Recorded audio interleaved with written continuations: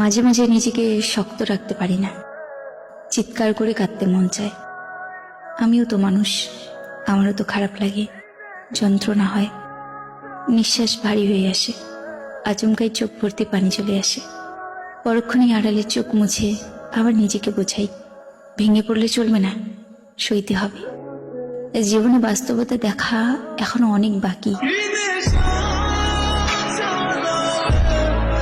বলেছিলে আমি 2 বাচ্চার মা হয়েও ফিরে আসলে গ্রহণ করবা।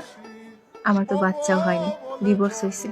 কই আজ 5 দিন হয়ে তোমাকে বললাম, গ্রহণ করলে না তো। আসলে ক্যাপশনই মানায় যে মায়াবতী 2 বাচ্চার মা অথবা বৃদ্ধ বয়সে ফিরে এসো, আমি নির্দ্বিধায় গ্রহণ করব। আসলে বাস্তবতায় তারা কখনোই এটা অ্যাকসেপ্ট করতে পারে না। আর আজ অবধি কি কাউকে আপনি দেখেছেন বেবি নিয়ে আসলেও তারা মেনে নেয়? যদিও হয় তাহলে সেটা হাজারে 1-2টা, তাছাড়া এটা দেখা যায় না। তাই যেটা আপনারা পারবেন না ওটা পোস্ট করিয়েন না। কথাটাকে কিভাবে নেবেন আমার জানা নেই, বাট যা সত্যি আমি তাই বললাম। আমার জীবনে ভুলের আর কোনো জায়গা নেই। আমি এখন নিঃস্ব।